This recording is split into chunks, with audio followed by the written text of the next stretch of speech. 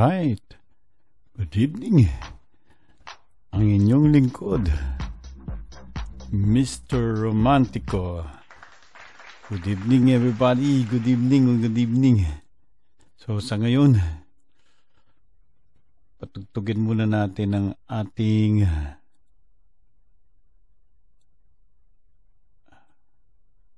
kumusta na Espino. Palakpakan natin.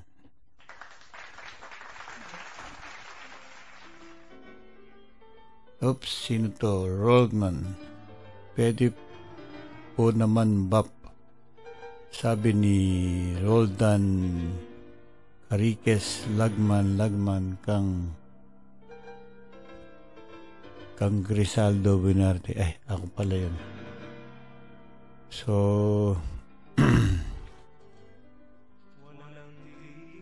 thank you. Sino naman to? Si Miss Sheila Orticio Artus. Nagha-harvest siya ng sitaw. Hello to Miss Cynthia Bitug Lopez. Hello po, ma'am. Yun. Magandang gabi po. Sabay natin panoorin to. Sana'y nasa mabuti po kayong mga kalagayan. Hindi pa napanood to eh. Opo, tama po kayo. Si Tito Soto po ito. Ang bago ninyong makakasama tuwing Sabado ng gabi.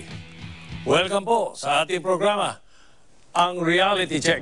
Pantay ng Bayan! Ano nga ba itong Reality Check? Sa programa pong ito, hangad naming bigyang linaw at lalim ang iba't ibang isyong hinaharap natin. Alam ko po na sa dami ng problema parang ang hirap ng huminga, di ba? Minsan pakiramdam mo, hopeless na. May mga nangyayari na parang di mo na maintindihan at maipaliwanag. Ako po ang magiging katuwang ninyo para mas maunawaan ang pinagdadaanan ng ating bayan. Kaya dapat ihayag ang saloobin, himayin ang hinaing, alamin ang pwedeng gawin. Mag-reality check tayo. Tingin ang real talk ng bayan. Kung sama-sama, lahat tayo may magagawa. Pantay ng bayan. Ihayag ang saloobin, himayin ang hinaing, alamin ang pwedeng gawin. Mag-reality check tayo. Tingin ang real talk ng bayan. Bayan. Kung sama-sama, lahat tayo may magagawa. Pantay ng bayan. Tito Sen from Itbulaga to Reality Check.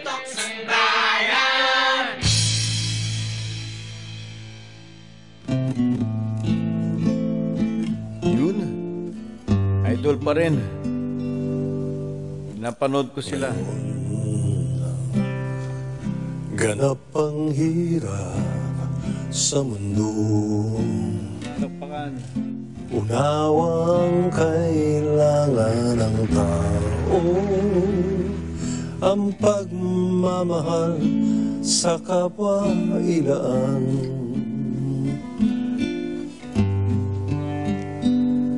Isa lang ang ugat na ating pinagmulan. Tayong lahat ay magkakalahi. Sa unong sa tagusay, huwag padadala. Panahon na ng pagkakaisa. Kahit nito'y ay hirap at dusa, magkaisa at magsama. Kapit kamay sa bagong pag-asa. inaasahan. Familiar po, no? Yan po ang tinatawag naming magkaisa. Po'y sinulat ko 37 years ago. At ito po yung nangyari noong 1986. Sinulat ko po yung kantang yan habang sa likod ng Camp Aguinaldo na kung saan nandun yung recording studio ko ay napakaraming sundalo. Kaya po naisip ko nga na dapat ay magkaroon tayo ng pagkakaisa, ang magkaisa ang bayang Pilipino. Tinulungan po ako dyan ni Homer Flores na siyang aking arranger at si Ernie de la Peña. Tinulungan ako sa mga kataga. Makalipas ang 4 na dekada na halos, mula nung unang nagkaroon tayo niyan sa EDSA. Gusto nating malaman, Tingin ang real talk ng bayan. nasaan na tayo ngayon? Ano na nangyari sa atin? Yan po ang madalas na magiging tanong natin dito sa reality check. Pero ngayong gabi, bilang buena manong handog, yung host po muna ang i-reality check natin sa programang ito.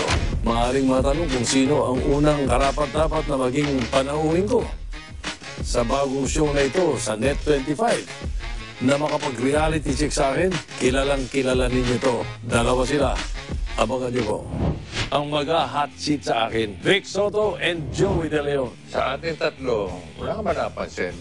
Ikaw lang ang nabibigyan ng mga seryosong programa. Disente kami, mga mukhang walang.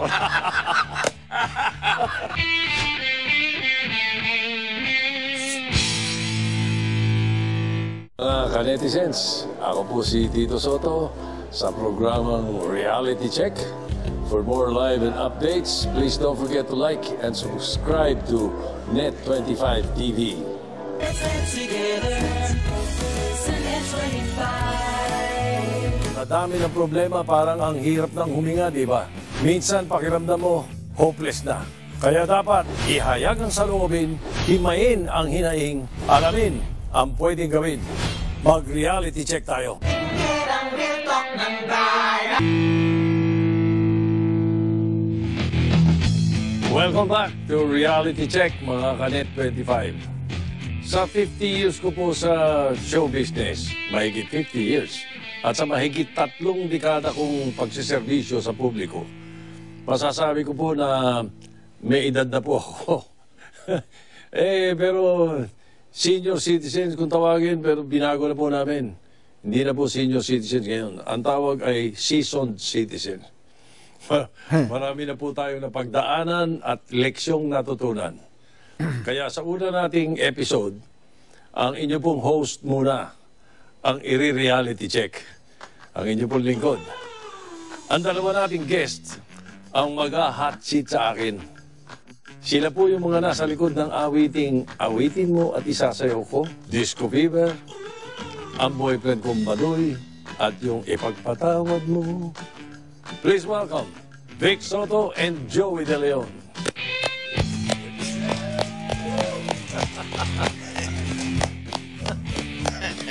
Ang bahay mo, bago ah. Bigay tayo ng galang sa ating mga kaibigan. Thank you. Nabati ko po kayo. Reality check. I respect you guys. Kaya tawag dito, TBJ. True Pilo. Bakit true, Pino? Reality. True Pilo. Oh, para kay Tiyanen ah. Para sa nena. Maliit pa. Congratulations. Oy, congrats to. Thank you. Bago mong show, bago mong bahay, Net25, the best. Salamat. Yun. Wala pa kaming problema. Ko, sapagkat nauna na kayo dito eh. Okay. Pero Teka, matanong kita. Pang ilang show mo na ba to? Uy, pag nagbilang at naaalala kong lahat, kung hindi ako nagkakamali, pang-12 ito. Pang 12. Na television show simula noong 1972 na okay lang kasama tayo tatlo. Pag-usapan natin Ibulaga, paano nagsimula? Kayo, natatandaan nyo pa, bata pa ako nun eh. Hindi ko masyadong maalala pa. So kung ang Itbulaga ay 43 years at magpo-44 na, Vice President ako ng production ng Vicor. At si paring Joey, kakay madalas nakistambay sa akin doon. At tayong tatlo, magkakasama po kami sa student canteen. At nagkaroon po kami ng pagkakataon na isama naman ni paring Joey at ni Bobby Ledesma doon sa Discorama. So pagdating ng Discorama, medyo isang taon mahigit din tayo. Dumating si Mr. Tobiera, si Tony Tobiera, na nakasama naman namin si Channel 13 sa Okay Lang, siya head ng production noon eh. At doon, inisip niya na i-offer sa amin ang isang noontime program katapat ng student canteen. So ngayon, nung usap kami ni Paring Tony, may dala-dalang kontrata eh. Di ba? In-offer sa atin eh. Tsaka pinag-uusapan na nga yung talent fee. Eh, kami dalawa lang ni Joey nasa opisina doon. Wala ka nga. Parang nadamay lang ako Totoo yung offer po, baka isingit ko lang. Pero wala tayong tinatanggap. Dahil loyal tayo sa student canteen. So, pinuntahan kami ni Tony. Dala yung kontrata. At saka doon natin pinapirma si Vic. Dumating ako, nakapirmo na kayo eh. Pero makagawin ko. Sa parking lot ng Intercom, doon pumirma si Vic. Sa ibabaw ng kotse, ewan ko kaninong kotse yun. So, in short, Dayari natanggap lang namin si Tobiera, nagkaroon na show, may Itbulaga na. Isang taon nata mahigit, ang rating ng student canteen, 25. Kunyari, tayo, 0.5. Parang ganon. Hindi namin matalo. Naghihintay lang ng tawag. Hindi kami sumesweldo. Alam ni Mr. Tobiera yan. Kaya nasira yung plano ni Vic. Oo, sabi ni Vic, basta makabili lang ako ng kotse, okay na ako. Kasabihan. Malayo na rin ang narating natin tatlo. Nakarating tayo na 25. Malayo na narating natin. Central Avenue na. Ay! Kuya! Mabuhay ng 25 Radio! Hi, fans! Binanggit na nila yung mga shows natin. Si Tito, Reality Check. At nakakatuwa dito kasi ako'y napasagot ng oo nung dito sa Reality Check ng Welcome to Net25. Net25. Sapagkat nauna na silang dalawa eh. Yes. Maganda yung programa ni Paring Joey na mga prank. Oh no, it's BO. Kaya, yan. para ako, I'm criminal on news. Parang ganun eh. Nalala. And then yung Love, Boss Leng and Tali.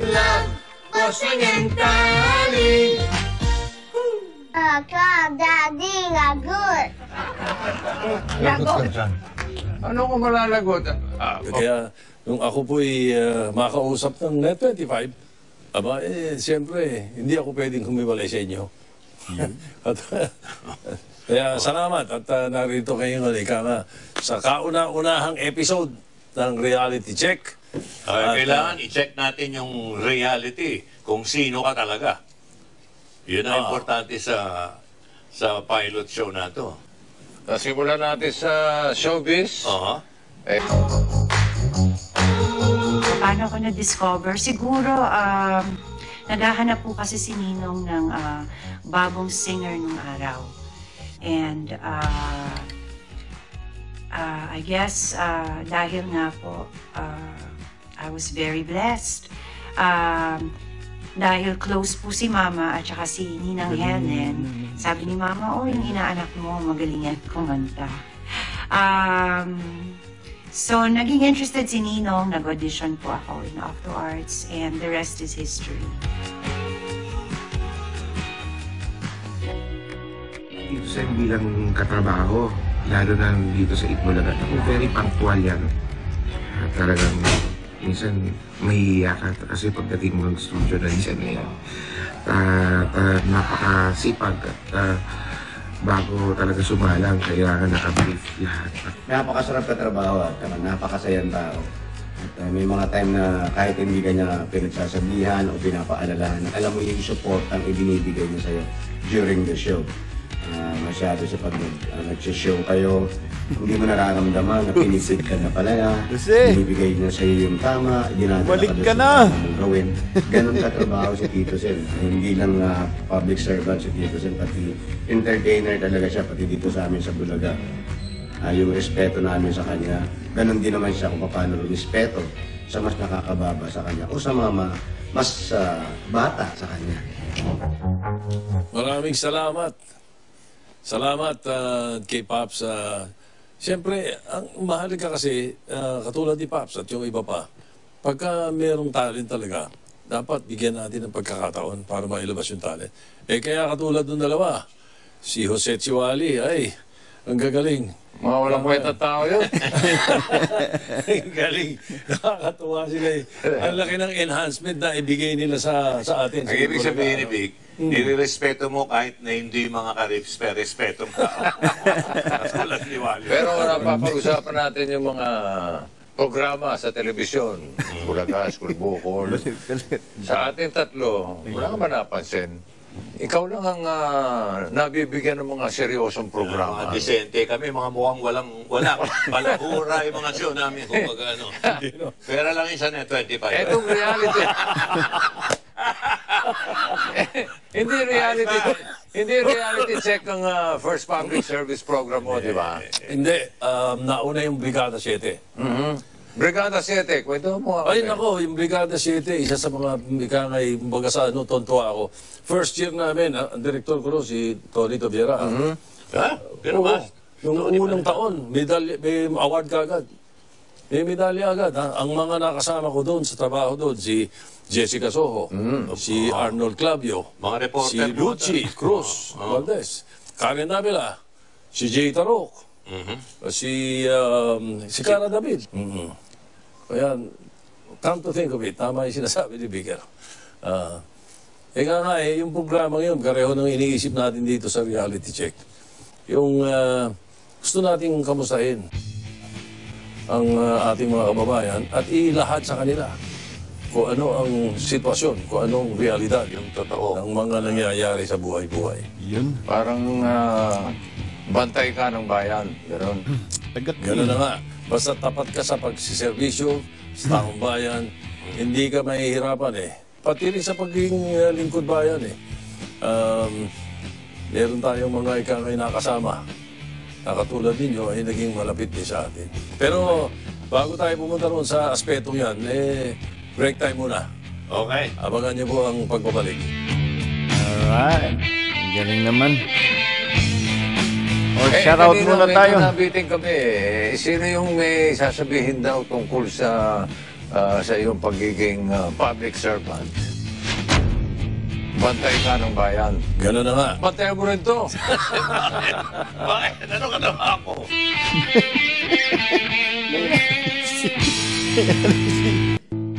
Welcome back to Reality Check.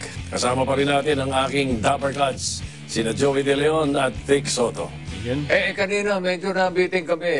Sino yung may sasabihin daw tungkol sa iyong pagiging public servant? Una sa lahat, from showbiz to public service, hindi masyadong, hindi masyadong naiiba eh. Sapagkat tayo sa showbiz, kailangan makuha mo pulso ng mga kababayan natin eh. Sa public service din, gano'n eh. Mapupulsuhan mo dapat kung ano mga pangangailangan nila eh. Kaya, panoorin po natin ito, tingnan natin. Sino ba yan?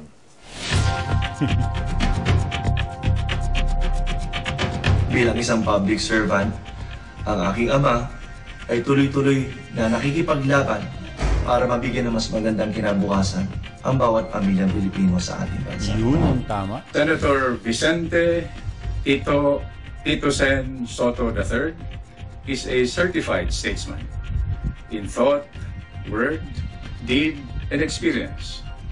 Over several decades, he has consistently worked serving God's purpose, serving the national interest, and working for the future of the country, especially our children, our most precious, strategic, and renewable resource.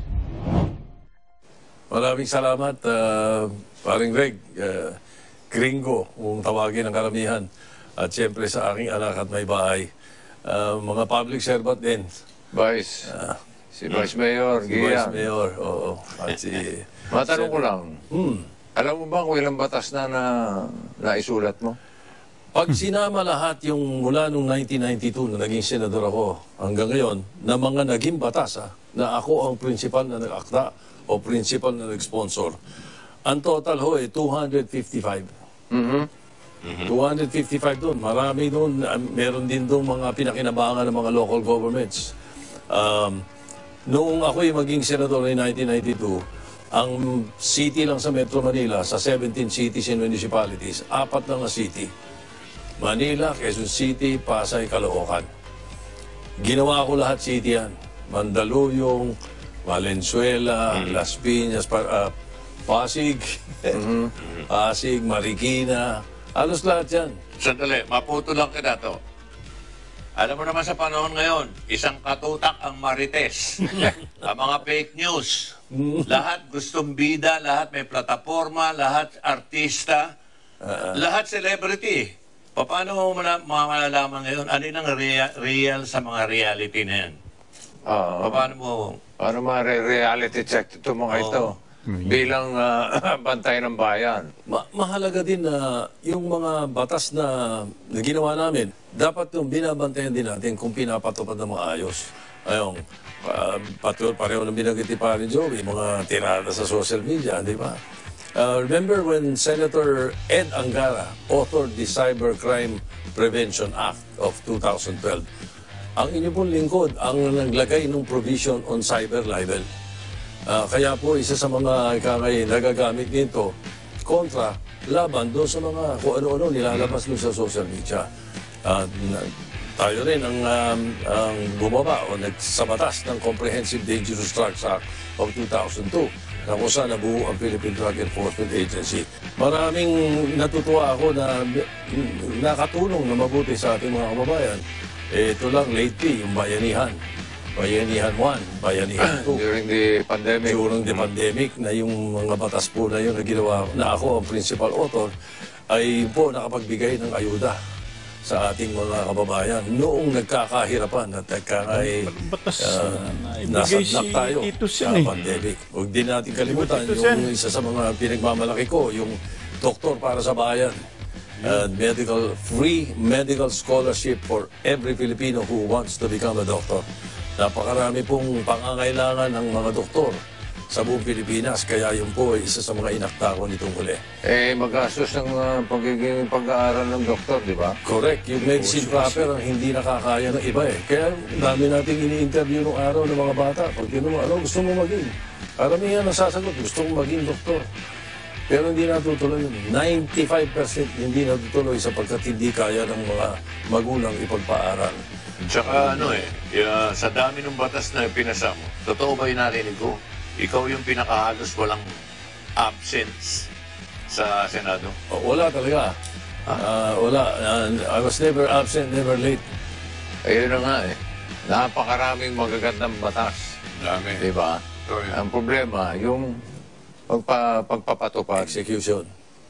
Sa pamamagitan ng programang ito, malalaman ng mga binigyan ng pagkakataon na manilbihan sa mga Pilipino na may nagmamatsyag, may nagbabantay. Yun ang bantayan mo. Kaya, bantayan mo rin to. Ano ka naman ako? Ituloy po natin ang kwentuhan sa pagbabalik po ng Reality Check.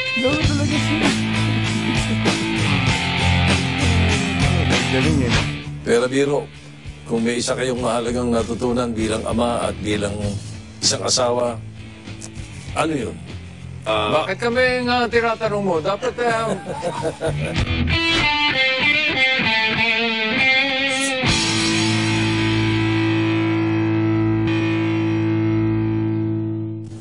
Welcome back to Reality Check.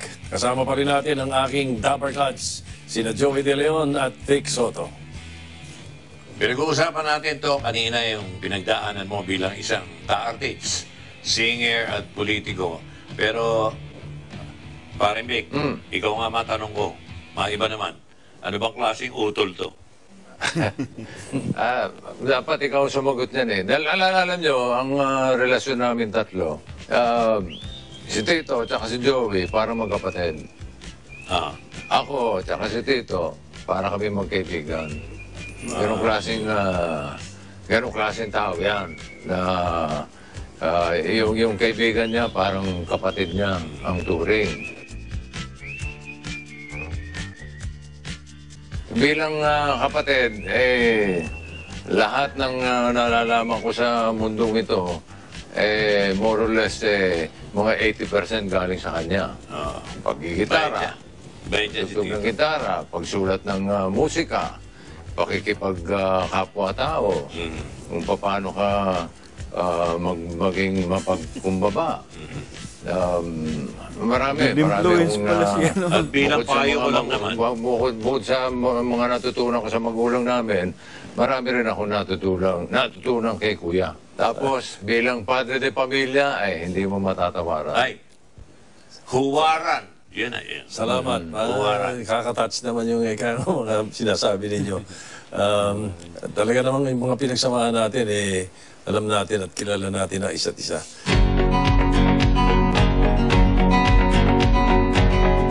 Bilang asawa, si Tito ay mapagmahal, maalalahanin, has a very good sense of humor.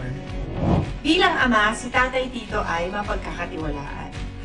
Lagi po siyang maaasahan at palagi po siyang handang tumulong sa akin at damayin ako sa aking mga pinagdadaanan, sa mga problema ko. Kaya isa pong blessing po talaga na maging anak po ng isang Tito Soto. Bilang ama, si Tito Soto ay walang ibang minamahal at tinututukan kundi ang Diyos, pamilya at bayan. Mahigit 5 dekada na rin kaming mag-asawa ni Helen pero grabe pa rin, naalala ko pa rin yung unang beses na makita ko siya. Magkita kami sa LBM. May shooting siya? May shooting siya. Guest kami. Till down din. Kami yung tutugtog sa supposed to be kasama niya. Nung makita ko, talagang love at first sight. Pero lumaki ang pamilya namin. Yung mga ganyang alaala, ika nga nakakatuwa.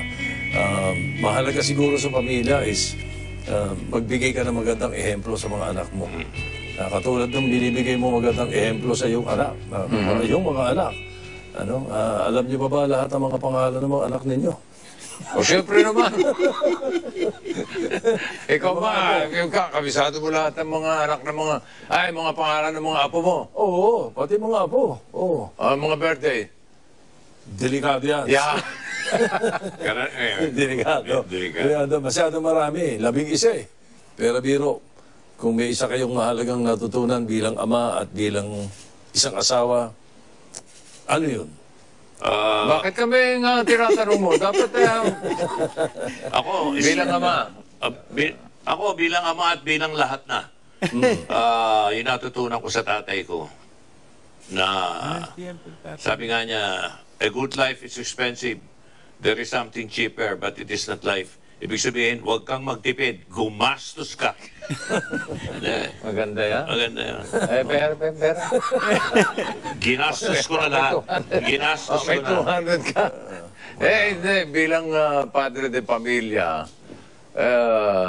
napakahalaga nung yung pantay-pantay yung pagtingin mo sa lahat ng mga asawa.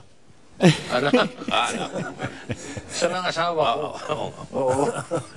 Pare-pare. Hindi. Pantay-pantay. Wala yung paborito mo ganyan, paborito. At lahat ng mga katulad ko, personally, lahat ng natutunan ko sa aking magulang, lahat ng natutunan ko sa aking mga kapatid, lalo na si Tito, yun ang ina-apply ko sa aking mga anak. Dahil hindi, lalo na ngayon, hindi biro ang maging padre de pamilya. Marami kang pagdadaanan para mabuhay mo mabuti yung pamilya. At saka hindi lang tayo, pati yung mga kababayan natin, sapagkat ito nga, di ba, ang ibang klase yung mga dumating sa panahon na ngayon, yung inflation, yung nagmamahalang mga bilihin, at i-compare mo na sa mga gastos ng araw. Sa 10 piso ng araw, marami ka ng, makakapag-date ka, makakapanood ka ng sine, di ba, makakapag-restaurant pa kayo sa 10 piso eh. Eh ngayon, pagka 10 piso, bibigay mo rin sa... Paano ka magkarga ng gasolina nung araw? Gasolina? Oo. 5 piso. Marami akong nararating. Tapos? Boss, lagyan mo ng 5 piso. Ingat. Ingat lang, baka umapaw. Para hindi halatang lawa. Hindi, mahirap talaga ang pamilya. Lalo na kung wala kang prangkisa. Teka, iba yan eh. Joke. Hindi, dyan naman nakikita ang galing ng Pilipino pagdating sa gawa ng paraan, kung paano niya itataguyod yung kanyang pamilya. Yung mga inaalala natin, yun din ang inaalala ng mga kababayan natin eh. Actually, alam nyo, mayroong isang survey na ginawa yung Okta Research last year eh. Ang top 3 national concerns daw ng mga Pilipino, inflation. Tapos yung sana tumaas ang sahod. At yung pagkakaroon daw ng abot-kayang pagkain. Okay, pero talagang hindi natin maiiwasan katulad ng pagtanda ng tao ang pagbabago rin ng panahon. Hindi natin maiiwasan yan. Ano pare? Pinag-uusapan nyo, pagtanda, malayo pa ako dyan. Napag-usapan natin yan. Ito, Tito Sen, hindi alam ng marami ito. Lalo na kapag may mga family gathering tayo, mga kaibigan, siya yung nagsisilbing mentor ng mga gustong sumunod sa yapak niya. Sa pamilya, bilang public servants, yung mga gustong tumulong sa kapwa. Ibig mo sabihin parang gusto mong banggitin yung anak mo. Si Biko. Ay, hindi. Ako mentor nun. Kaya lang, lahat na sinabi sa kanya, hindi niya sinunod. Kaya maganda patakbo. Sige yan. Ay, si Biko naman, sige yan. Lahat ng mga pamangkin niyang nais mag-serbisyo publiko, hindi maaaring hindi magtatanong sa kanya. Oo, siyempre. Kaya nga pwede na magsulat ng libro yan. Ginaguide naman natin sila eh. Lalo na yung mga, hindi lang yung mga nasa publiko, nasa public service. Kundi pa Kaya natin yung libro ni Tito Sen. Ano na dibig? Totoo yun. Ginaguide na. Nagbibiro lang siya nung hindi sinusunod. Ginaguide niya si Biko. At ganun din naman aking kaibigan, kay Lala. Sa aming mga, meron pa akong apo ngayon sa Quezon City, nasa 6th District. Kaya bantayan natin. Okay. At bigyan natin yung ikangay At alam mo ito, dahil bilang mentor, pag-iingatan mo rin yung health mo. Yung mentor health. Hindi. Kasi para makapag-mentor ka ng matagal, kailangan malusog ka. Oo, lahat. Tayo sa mga kababayan natin, yan ay isa sa mga dapat na inaalagaan natin. Okay, eto, para sa ating mga manonood, gawin natin ito para mas makilala natin o makilala tayo bilang ordinaryong mga tao. Meron kami ditong tanong, what's on your phone? Uy. Yun ang title ng game. What's on your phone? Ipapakita natin ang huling picture na kinuna natin sa ating cellphone. Uy. Ayan. Paligyan mo ako. Wala akong cellphone. Magkabuking Wala pa itong cellphone ko. Inuunan ko? Wala eh. Ipo pumasok eh. Instagram yan eh. Ay, sa picture. Sa picture. Oo. Picture. Pinakamaganda sa akin. Maganda ito sa akin. Huling kinunan. Ay, pareho tayo. Pareho tayo? Pareho kami. Pakita mo na yung kay Pare Joey. Ano? Mga ninong. Ito naman yung sa akin. Yun din. Magkakasama kami kahapon eh. Galing ni Vic, hindi dala yung telepono niya. Ito naman ang reality sa likod ng picture. Sabihin, magpa-flash tayo ng mga litrato dito, tapos magbigay ng maikling kwento tungkol dito. Sige nga. WordPress made easy as pie. Go big with Bluehost. BST and Kumbida. Kayo ba, alam nyo na talaga ang meaning ng BST? Si Vic ang nandiyan dyan sa picture na yan. Ang totoo niyan na alam naman natin na ikwento ko na yung background nito eh. Kayong dalawa ni Vic ang nag-compose nung Awitin Mo Isasayaw Ko. Tayong dalawa nag-compose nung Ikaw Ang Aking Mahal. Yan ang mga pinaka-biggest hit ng BST Company. At yun doon nagsimula. So nung magsimula ito, kaming dalawa ni Vic ang kumakanta nun, kailangan ng lalabas sa TV na grupo. So, yan. Yan yung grupo. Sinama namin yung sila Val, BST, para si sa kaalaman nyo, para Hmm. tapos na yung mga agam-agam at iniisip nyo. Big, Spanky, Tito. Yan ang Ngayon, original. hindi ko alam kung Vicente Soto III. Parang yun na yun. Yun na rin yun. Yun ang nakarehistro. Nakarehistro. Pero, yan, nagsimula Yung yan. ko, kumbida yun. Kumbida po yun dahil wala akong bayad dyan. Puro kumbida lang. Kumbida lang ang inabot namin dyan. Ang galing ng Vicente Soto III. Ako yan, Till Down din. Ako yung nakaitim, si Val yung katabi ko. At yung pangatlo, si Eddie Salman, kapatid ni Don Solweta. Kapatid ng nanay ni Don Solweta. Tiyo niya. Till Don Men. Yun ang pangalan nila. Till Don Men. Next. Original EB. Mr. Tubiera. Original Eat Bulaga. Tubiera may kasalanan. Yan, si Tony Tubiera. Yan. Big Tito. Saan mo kinunan niya? Paring Tony. Beatles. Palagay ko. Yan. Baka kung saan, sa abroad, baka naka-jacket si Paring Tony. Oo. Yan po yung original ng Eat Bulaga. Yan ang kung may Beatles, kami yung Eatles. Mga Eat Bulaga. Eatles. Yung B Bulaga yun. Ang dami natin napag-usapan. Parang bitin po nga ako eh. Tuloy na natin ito. Maraming salamat, paring Joey, at siyempre sa aking kapatid, aking bunsong kapatid, na lagi kong kasangga kahit na maliit kami. Maraming salamat sa inyong support sa Reality Check. Magbabalik pa rin po ang Reality Check. Yay!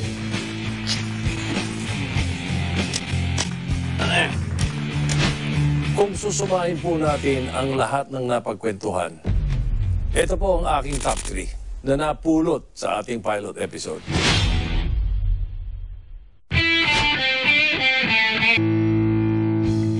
Welcome back, mga Kanet 25. Nakatutok pa rin kayo sa Reality Check. Sa pag-guest nila Joey at Vic dito, ang dami nating napag-usapan.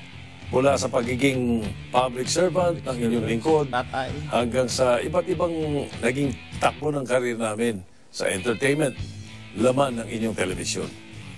Ngayon, kung susumahin po natin ang lahat ng napagkwentuhan, ito po ang aking top 3 na napulot sa ating pilot episode. Pahalagahan ng trabaho, maliit man o malaki, pagbutihin mo. Pangalawa, importante ang pamilya. Ang reality ay sila ang makakasama mo sa hirap at ginhawa. At pangatlo, bantayan natin ang isa't isa. Lahat tayo magtulungan kung nais nating magkaroon ng mas maayos na kinabukasan. Mga Kanet 25, dyan po muna magwawakas ang ating episode ngayong araw. Abangan po ang mga susunod pa para matalakay natin ang malalalim na issue na hinaharap ng ating lipunan. Kaya dapat ihayag ang saloobin, himayin ang hinaing, alamin ang pwedeng gawin. Mag-reality check tayo. Maraming salamat po. Alright, tapos. On behalf Thank you. of Net25, we would like to welcome Tito Sen here on the network on his new show, Reality Check. Kami po ay natutuwa at buong galak po namin na inaabangan ang bagong programa na ito ng Reality Check. Panoorin po natin lahat.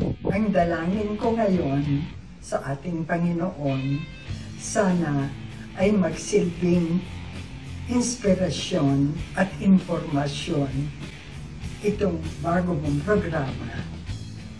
With your experience, with your expertise and track record, talagang marami kang matutulungan sa ating mga kababayan. Gusto ko ring pasalamatan ang Net25 sa pagbibigay tiwala sa iyo. I'd like to say congratulations, mabuhay ka, I love you.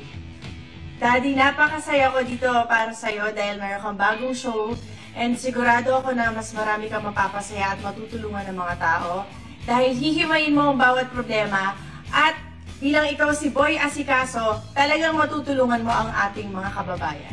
I love you, Daddy, and congratulations.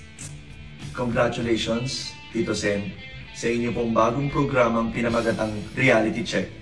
Naniniwala po kami na tuloy-tuloy po kayong gagamitin ng Diyos bilang instrumento ng pag-asa na magbibigay impormasyon, inspirasyon at instrumento sa bawat pamilyang Pilipino.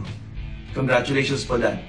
We love you so much. Nais kong batiin at i-congratulate ang aking butihing dating colleague at Senate President Vicente Tito Soto III sa kanyang bagong TV show na Reality Check sa Net25. Sa pamamagitan ng kanyang taglay na wit, showmanship at wisdom ay walang kaduda-duda na tatangkilikin ng ating mga mahal na kababayan ang kanyang bagong TV show sa Net25. Tito Sen, good luck, Godspeed, and more power. To Ninong, this is a new endeavor for you, and I know again, like any other endeavors that you have entered and that you have done, they always become successful. So here's to another successful show for you. Congratulations. I'm very proud of you. And thank you so much always for the love. Hello, Tito Sen. Welcome to Net25. And I just want to congratulate you and your staff sa check na new show mo, ang Reality Check. For sure, exciting ito at full of information ang show na ito. Let's net together para po sa ating programang bago dito sa Net25, ang Reality Check. Kung gusto nyo ng information, check. Kung gusto nyo ma-educate sa mga issues, check.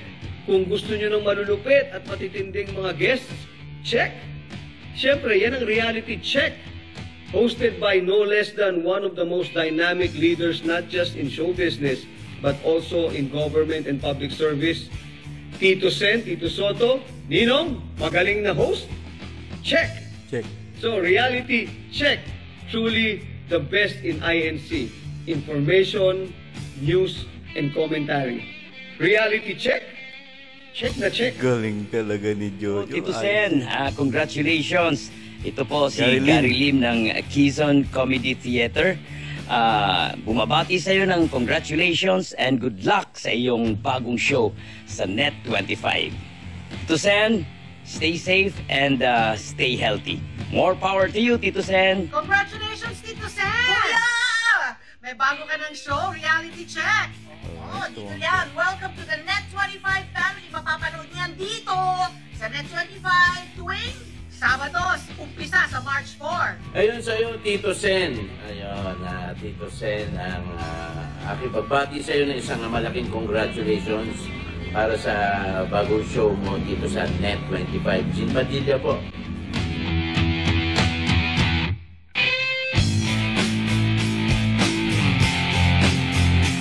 Alright, tapos na. Alright. Kita ulit tayo next time. So, next time, manonood ulit tayo ng isang napakagandang mga news magazine.